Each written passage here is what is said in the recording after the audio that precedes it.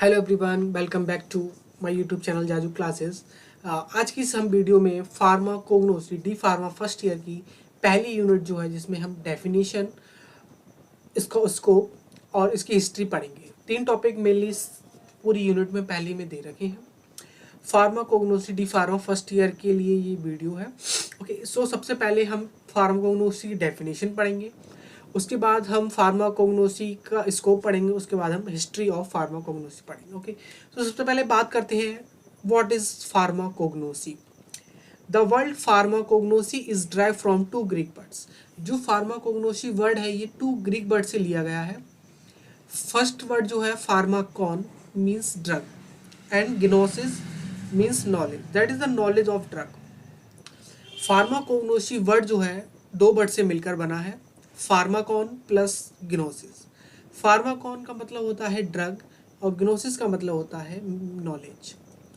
Pharmacognosy is the systematic study of crude drugs obtain from natural sources such as plants, animal, minerals. Pharmacognosy pharmacy की वह branch है जिसके अंदर हम crude drugs, the drugs which are obtain from natural sources such as plant, animal, minerals. Pharmacognosy pharmacy की एक ऐसी branch है जिसके अंदर हम क्रूड ड्रग्स की स्टडी करते हैं। क्रूड ड्रग्स क्या होते हैं? रॉयल ड्रग्स, जो रॉ मटेरियल की फॉर्म में यूज होते हैं, उसको हम क्रूड ड्रग कहते हैं। जैसे आयुर्वेदा में हम जड़ी बूटियों का अध्ययन करते हैं तो वो सारी हमारे क्रूड ड्रग्स होते हैं। आयुर्वेदा की जितनी भी स्टडी हम फार्माकोग्नोसी के अंडर में फार्मेसी में करते हैं। Pharmacognosy D pharma first year में सब्जेक्ट है और बी फार्मा में भी सेमेस्टर वाइज इसका डिवाइड किया गया है। In the 19th century, the term materia medica was used for this subject now known as pharmacognosy. Pharmacognosy जो है इसको हम 19th century में materia medica नाम से जानते थे, अब उसका नाम हमने फार्माकोग्नोसी रख दिया है। जब हम 19th century में जाएंगे तो फार्माकोग्नोसी हमें सब्जेक्ट नहीं मिलेगा, वहाँ पे हमें मिलेगा materia medica. A German scientist C.A. Seydler, एक जर्मन साइंटिस्ट थे C.A. Seydler, coin the term pharmacognosy. Diploma में 20 मार्क्स के MCQ क्वेश्चन आते हैं, उसमें ये काफ़ी बार आ चुका है कि C.A. सिडलर है, उन्होंने फार्माकोग्नोसी टर्म को डिस्क्राइब किया है। फार्माकोग्नोसी अमेरिकन सोसाइटी फार्माकोग्नोसी को इस टाइप से डिफाइन करती है। The American society of pharmacognosy defined as the study of physical, chemical, biochemical and biological properties of drug substance or potential drug or drug substance or natural origin, as well as the research for new drugs from the different natural sources. Pharmacognosy pharmacy में एक वह branch है जिसके अंदर अगर हम crude drugs की study करते हैं और हम उन ड्रग्स के बारे में जानते हैं जो हमें नेचर से प्राप्त हो सकती है। जैसे लाइट हमें प्लांट से, जैसे कि नीम का ट्री है, एलोवेरा, गिलोय, तो इस टाइप से हमें जितने भी प्लांट हैं उनसे हमें क्या क्या प्रॉपर्टीज, उनसे हम क्या क्रूड ड्रग्स प्राप्त होते हैं, ये एक हम फार्माकोग्नोसी के अंडर में पढ़ते हैं। फार्माकोग्नोसी की सिंपल डेफिनेशन, फार्माकोग्नोसी फार्मेसी की वह ब्रांच है जिसके अंडर हम क्रूड ड्रग्स की स्टडी करते हैं। क्रूड ड्रग्स हमें और कहाँ से ऑब्टेन होते हैं? प्लांट से, एनिमल से, मिनरल से। ओके, अब हम पढ़ेंगे history of pharmacognosy. History of medicine is as old as human existence. जिस प्रकार अर्थ पर ह्यूमन आया उसी के साथ डिसीज भी आई, तो उनके लिए मेडिसिन भी बनाई गई। पहले के टाइम पे क्या था कि लोग जो थे कुछ केमिकल्स को, प्लांट से कोई केमिकल मतलब उन्होंने लिया और वो जानते नहीं थे ये केमिकल है, कोई प्लांट उन्होंने कोई छाल लगाते थे लोग, तो उससे मतलब उनको लगा कि प्लांट्स के अंदर मतलब ऐसी प्रॉपर्टीज़ हैं जिससे कि हमारी डिसीज़ जो है काफ़ी हद तक हील हो सकती है। सबसे पहले हिस्ट्री में हम बात करेंगे एंशिएंट इंडिया के बारे में। इंडिया में क्या हिस्ट्री थी मेडिसिन की? The knowledge of medicinal plant in India is very old. The medicinal property of plant describe in the Rigveda and Atharvaveda, Ayurveda has been develop. जहाँ से आयुर्वेदा डेवलप हुआ है, दो वेद, कौन कौन से? ऋग्वेद और अर्थवेद। 4 वेद होते हैं, उनमें से 2 वेद, ऋग्वेद और अर्थवेद में से हमारा आयुर्वेद डेवलप हुआ है। और इंडिया में मेडिसिनल काफ़ी पुराना है। Ayurveda is a term used for traditional medicines of ancient India. पहले के टाइम पे आयुर्वेदिक ट्रीटमेंट इंडिया का फेमस था, लोग फॉरेन से आते थे आयुर्वेदिक ट्रीटमेंट कराने। आयुर्वेदा वर्ड जो है, ayur means life and veda means study. मतलब आयुर्वेदा हमें लाइफ की स्टडी, मतलब हम कैसे अपने आप को मेंटेन करें, how to live healthy life style, ये हमें आयुर्वेदा सिखाता है। The original medical text in this world region Ayurveda written can be divided into 3 major ones. जो मेडिसिनल टेक्स्ट थे, मतलब इनमें लिखित जो था, रिटन फॉर्म में जो हमारे पास मेडिकल टेक्स्ट थे वो थे चरक संहिता, सुश्रुत संहिता, अष्टांग हृदयम संहिता। ये 3 संहिता आयुर्वेदा में है जिनमें हमें मेडिसिनल के बारे में एक अच्छी खासी जानकारी मिलती है पहले के टाइम पे। अब हम बात करेंगे एंशिएंट चाइना के बारे में। चाइना जो था, चाइना कंट्री जो है, उसमें मेडिसिन की क्या क्या बात थी। Okay, Shen Nung emperor who sort out and investigate the medicinal value for several hundred herbs. एक एम्परर था चाइना में, सैन नंगू। इसने क्या करा था, इनने काफ़ी सारी हर्ब्स की स्टडी की थी।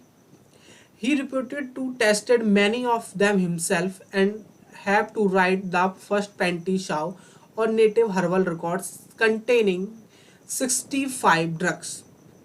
इसने कुछ ड्रग को अपने ऊपर अप्लाई किया था, उसके बाद अप्लाई करने के बाद, ऐसा नहीं है तो उसने डायरेक्ट नहीं लिखा था, उसने कहीं ना कहीं प्रैक्टिकल किया था। प्रैक्टिकल उसने कहीं ना कहीं अपने आप पे किया था। अपने आप पे प्रैक्टिकल करने के बाद उसने लिखा था पेंटी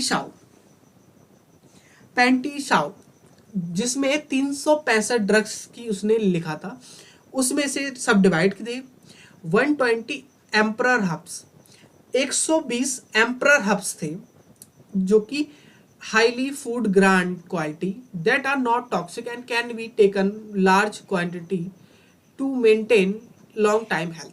ये 120 एम्परर हब्स जो थे, जो उसने अपने पेंटी शाव में लिखे थे, इनमें हम काफ़ी लंबे टाइम तक इसको ले सकते थे, कोई इसमें साइड इफ़ेक्ट नहीं था और हम अपनी लाइफ को मेंटेन करने के लिए इसको ले सकते थे। उसके बाद इसने 120 मिनिस्टर हब्स को लिया, some mildly toxic and have not stronger therapeutic effect to disease health, जिसमें से कुछ मिडली टॉक्सिक थे और ये थेराप्यूटिक इफेक्ट हाईली शो नहीं करते थे, मिडली शो करते थे। 120 servant herbs that having specific action to treat disease, जो एक पर्टिकुलर डिसीज के लिए जाते हैं। जैसे कि फीवर आया तो फीवर के लिए लिया जाना, तो वो होता है particular disease. Most of this drug are toxic and not are intended to use daily. ये डेली यूज करने के नहीं थे, क्योंकि फीवर अगर किसी को आता है तो फीवर डेली तो आता नहीं है, तो उसके जब फीवर आए तभी टैबलेट लेनी है। ये 120 हब्स में इसने ऐड किया था। The most clinical manual of traditional Chinese is the Shang Han Lun, is written by Chang Chung Ching. Okay, ये चाइनीज नाम है, आपको नाम और ये चाइनीज मेडिसिनल सान हंग लून, ये आपको याद करना होगा। इसके बाद हम बात करते हैं इजिप्ट के बारे में। The most complete medical document existing are the Ebers papyrus. Ebers papyrus जो था इस इजिप्ट में पाया था। हर कंट्री अपना अपना कुछ ना कुछ लेके आ रही है। जैसे हमने इंडिया के बारे में पढ़ा, इंडिया में हमें आयुर्वेदा में हमें मिला, चाइना में पेंटी शाव, मतलब हर कंट्री में कहीं ना कहीं मेडिसिनल टेक्स्ट पहले से ही अवेलेबल थी। जो कलेक्शन था 800 प्रिस्क्रिप्शंस का, 800 प्रिस्क्रिप्शन का, मॉनिटरिंग 700 ड्रग्स, 700 ड्रग्स को इसने मॉनिटर कर रखा था। Which contain surgical instruction and formulas for cosmetics. इसमें सर्जिकल इंस्ट्रूमेंशन थे और फॉर्मूलाज भी थे कॉस्मेटिक को बनाने का, जैसे क्रीम हो गया हमारा, उसको बनाने का। The oldest medical text in Egypt is Kahun gynaecology papyrus. हर कंट्री अपना अपना मेडिकल टेक्स्ट पहले से ही अवेलेबल रखती है। अब हम बात करेंगे एंशिएंट ग्रीस एंड रोम के बारे में। The earliest source of Greek medical knowledge are describe in ancient Greek is Homer. इसका क्या था? होमर। डी हिस्टिका प्लेटिरम और De Causis Plantarum is wrote by Theophrastus. Theophrastus ने ये दो मतलब इनके मेडिसिनल टेक्स्ट लिखे थे। फेमस कौन सा था? होमर। ये दो अलग हैं। Galen was the organiser of the formula of cold cream. जो हम कोल्ड क्रीम आज के टाइम पे यूज करते हैं, वो कोल्ड क्रीम का फॉर्मूला जो था वो ग्रीक और रोम से आया था, जो कि एक गैलन साइंटिस्ट थे, उन्होंने दिया था। हिस्ट्री ऑफ फार्माकोग्नोसी में हमें क्या करना है, पर्टिकुलर डिसीज मतलब पर्टिकुलर कंट्री का, पर्टिकुलर कंट्री डालेंगे, जैसे इंडिया, चाइना, लॉन्ग में अगर आता है तो हमें चारों का लिखना है, अगर लॉन्ग में नहीं आता तो इसमें से एमसीक्यू कहीं ना कहीं आते हैं। ये मोर देन सफिशिएंट है डिप्लोमा फर्स्ट ईयर के लिए। अब बात करेंगे फार्माकोग्नोसी का स्कोप क्या है। भाई हमें फार्माकोग्नोसी क्यों पढ़ना है। Pharmacognosy is the important branch of pharmacy which play a key role in new drug discovery and development by using natural products. As you know very well, आज के टाइम पे हमें केमिकल्स से प्यार हो चुका है कहीं ना कहीं, लेकिन अगर हम नेचर से अगर कुछ चीज़ लेते हैं तो उसका कोई साइड इफेक्ट नहीं होता, और जो हमें न्यू ड्रग्स मिलेंगे वो हमें फार्माकोग्नोसी से मिलेंगे। It acting as a bridge between pharmacology and medicinal chemistry and pharmacotherapeutics. ये एक दूसरे सब्जेक्ट को इंटरप्रेट करता है फार्माकोग्नोसी। किस किस को, फार्माकोलॉजी को, मेडिसिनल केमिस्ट्री को, फार्माकोथेराप्यूटिक्स को। फार्माकोलॉजी के बारे में, फार्माकोलॉजी में हम ड्रग्स की एक्शन पता करते हैं कि ड्रग जो है वो एक्शन कौन सा शो कर रहा है, उसका हम फार्माकोग्नोसी में पढ़ते हैं। फार्माकोथेरापेटिक्स में हम डिसीज उसके सिम्टम्स के बारे में पढ़ते हैं, उसमें कौन कौन से ड्रग यूज करने उसके बारे में पढ़ते हैं। मेडिसिनल केमिस्ट्री में हम क्या जो हमारी मेडिसिन है उनमें कौन कौन से केमिकल्स यूज हो रहे हैं उसके बारे में पढ़ते हैं। और नंबर थर्ड स्कोप क्या है, it is an important link between modern medicine system and traditional medicine system. ये एक जो पुराना मेडिसिनल सिस्टम है, ट्रेडिशनल जो हमारा चला आ रहा है आयुर्वेदा, और अभी जो मॉडर्न आ रहा है, इन दूसरे को इंटरप्रेट करने के लिए सबसे अच्छा अगर कोई वे है तो वो है pharmacognosy. Fourth point, pharmacognosy, development of pharmacognosy also leads to the development of botany, taxonomy, plant biotechnology, plant genetics, plant pathology and other branches of science. जब हम फार्माकोग्नोसी को डेवलप करते हैं तो उसके साथ साथ हमारे प्लांट्स डेवलप होंगे।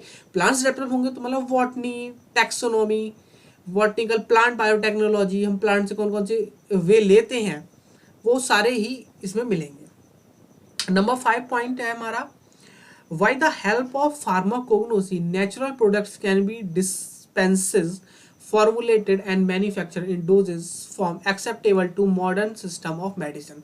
हम पहले की मतलब जो हमें प्लांट से क्रूड ड्रग्स प्राप्त होते हैं उनको आज के टाइम पे हम मॉडर्न सिस्टम ऑफ मेडिसिन के अंदर ट्रांसलेट कर सकते हैं। इसका बेस्ट एग्जांपल है गिलोय। पहले आप क्या देखते थे कि गिलोय जो था, हम लोग पहले पेड़ से डायरेक्ट उसकी जो बेल होती है उससे हम काट के उसको काढ़ा बनाते थे, लेकिन आज के टाइम पे क्या है, गिलोय जो है हमें रेडीमेड, गिलोय का जो काढ़ा होता है वो रेडीमेड, डाबर, बेहतरीन, काफ़ी सारी ब्रांडेड है कंपनियां जो अभी भी अपना काढ़ा बनाती हैं, तो उसको एक ढक्कन पानी में लेके हम डायरेक्ट यूज़ करते हैं।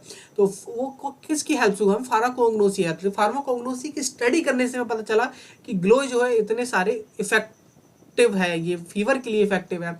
जिस लाइक एलोवेरा, एलोवेरा हमारी स्किन के लिए हेल्पफुल है। तो हम कैसे पता चला, एलोवेरा को मॉडर्न सिस्टम ऑफ मेडिसिन के पैक कर दिया, मैन्युफैक्चर फॉर्मुलेटेड, कुछ केमिकल लगा के उसको उसकी एक्टिविटी रोक दी कि जो लॉन्ग टाइम यूज हो सके aloe vera gel.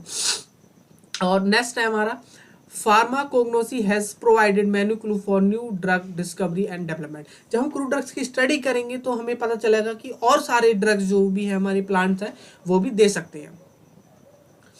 The scope of pharmacognosy is increase as following. आगे चल के फार्माकोग्नोसी का स्कोप कहाँ पे होता है हमारा, इन एकेडमिक्स में, teaching in colleges, university, museum, botanical garden. जिस पर्सन को फार्माकोग्नोसी की अच्छी नॉलेज होगी वो किसी कॉलेज में फार्माकोग्नोसी पढ़ा सकता है, जैसे कि आपके कॉलेज वगैरह में पढ़ाते होंगे फार्माकोग्नोसी का एक स्पेशल टीचर होगा जो एम फार्म अपना फार्माकोग्नोसी करा हुआ होगा। और बॉटनिकल गार्डन में भी टीचर्स होते हैं, हमारे म्यूजियम में टीचर्स होते हैं जो हमें एक्सप्लेन करते हैं कि ये कैसे क्या है इसमें।